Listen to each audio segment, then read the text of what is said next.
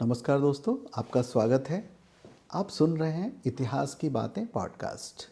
ये है episode number 2। मैं आपका दोस्त सुरेंद्र। आज हम चर्चा करेंगे आधुनिक भारत के इतिहासकार, modern historians of ancient India, उपनिवेशवादी दृष्टिकोण और उनका योगदान।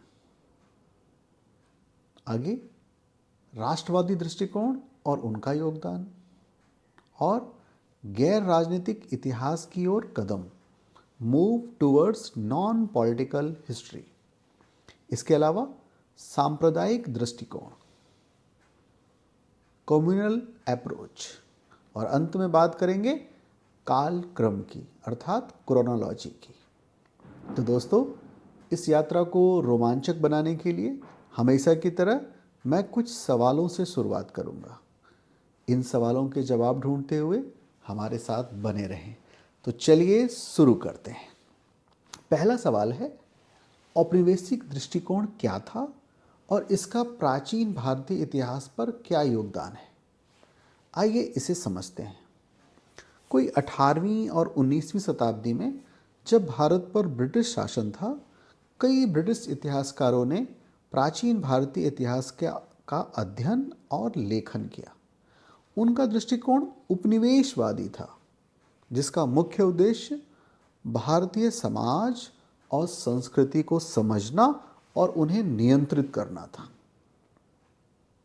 अगला सवाल उठता है, इन उपनिवेशवादी इतिहासकारों का प्राचीन भारतीय इतिहास में क्या योगदान था?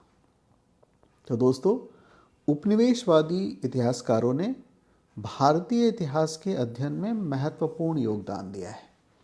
उन्होंने कई प्राचीन ग्रंथों का अनुवाद किया, पुरातात्विक खुदाइयों का संचालन किया और भारतीय इतिहास की पहली व्यवस्थित खोज की।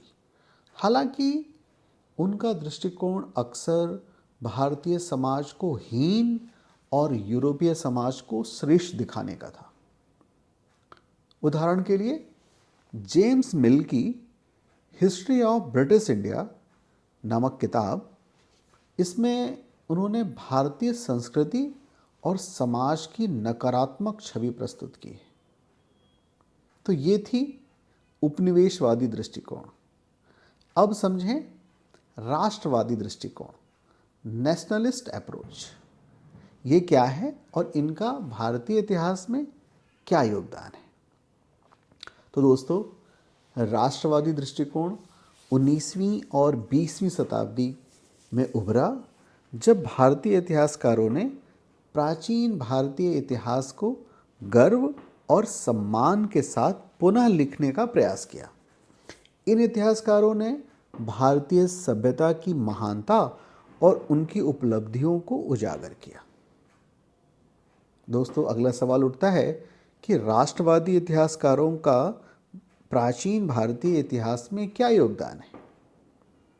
तो राष्ट्रवादी इतिहासकारों ने भारतीय इतिहास को भारतीय दृष्टिकोण से प्रस्तुत किया, जहां अभी आप जैसा कि हमने अभी समझा था कि उपनिवेशवादी इतिहासकारों ने भारत को हीन देखने का प्रयास किया और उनका दृष्टिकोण यूरोपीय था। वहीं राष्ट्रवादी इतिहासकारों ने भारतीय इतिहास को भारतीय दृष्टिकोण से देखा। उन्होंने वैदिक साहित्य, महाकाव्य और पुराणों का अध्ययन किया और भारतीय संस्कृति की समृद्धि को उजागर किया। मैं अपनी बात के लिए कुछ उदाहरण देता हूँ, जैसे आरसी मजूमदार और केपी जायसवाल। ये दो ऐसे महान राष्ट्रवादी इतिहासकार हैं जिन्होंने भारतीय इतिहास में महत्वपूर्ण योगदान दिया है। इन इतिहासकारों ने भारतीय स्वतंत्रता संग्राम को बहुत प्रेरणा दी और भारतीय जनता को अपने गौरवशाली अतीत से परिचित कराया।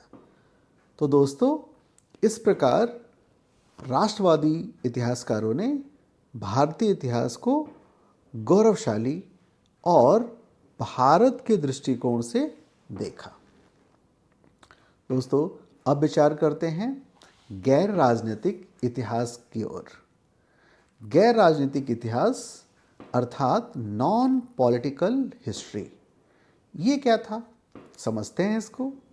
तो 20वीं शताब्दी के मध्य में, यानी कि जो अभी बीता है, पिछला जो सेंचुरी बीता है, इसमें भारतीय इतिहासकारों ने राजनीति के बजाय सामाजिक, आर्थिक और सांस्कृतिक इतिहास पर ध्यान केंद्रित शुरू किया।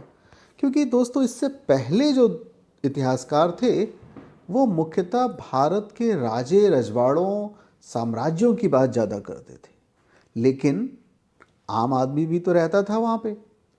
उस आम आदमी की बात, जिसमें आर्थिक हो, सामाजिक हो, सांस्कृतिक हो, इस पर बातें कम की गई।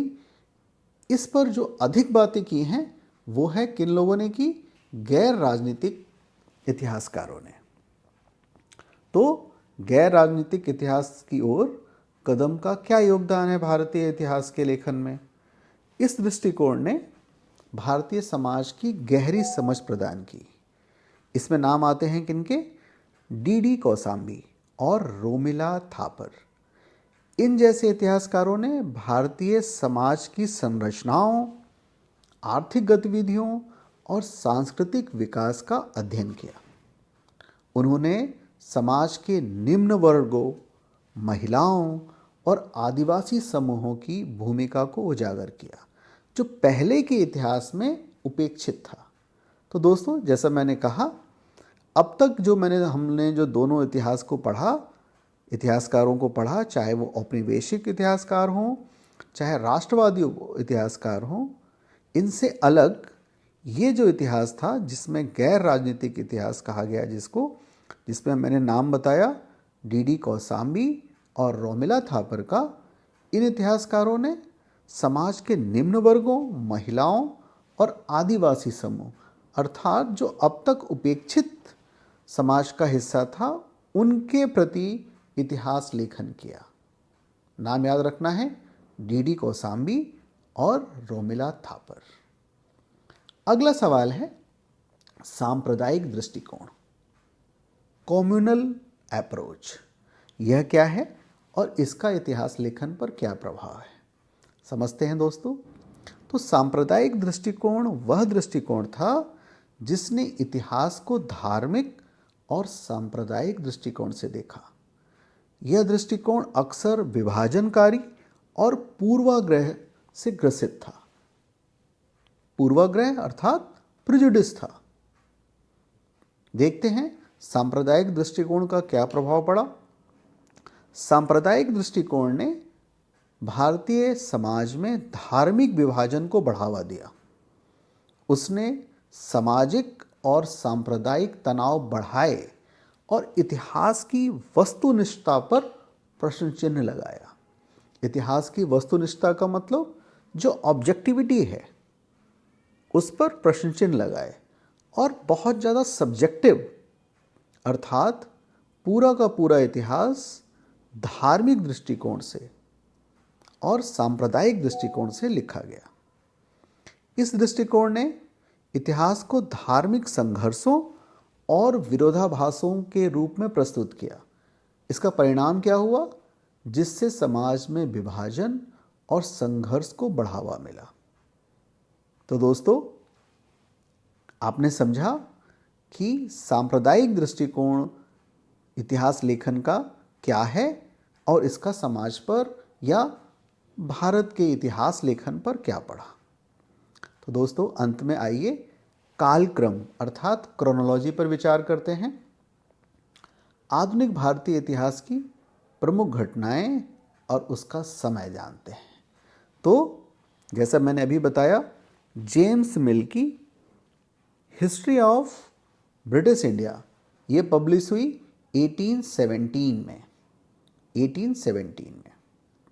दूसरा नाम मैंने लिया आर.सी. मजूमदार और के.पी. जायसवाल। ये जो लेखक हैं वो 20वीं शताब्दी के प्रारंभ के लेखक हैं। अगला डी कौशाम्बी का लेखन का जो समय था वो 1950 से 1960 के दशक का था। वहीं रोमिला थापर का लेखन, Romila Thapar by the way अभी जिंदा हैं, बट इनके जो लेखन का समय था जिसमें वो एक्टिव रहीं वो 1960-70 का दशक था। तो ये था कालक्रम या क्रोनोलॉजी। धन्यवाद दोस्तों, आपका हमारे साथ इस दिलचस्प यात्रा में भाग लेने का। अगले एपिसोड में हम फिर मिलेंगे और जहां हम प्राचीन ज्ञान की गहराइयों में जाएंगे। तो दोस्तों, सब्सक्राइब करना और अपने विचार हमारे साथ साझा करना ना भूलें। तब तक खोजते रहें, जिज्ञासु बने। धन्यवाद। शुभ रात्रि।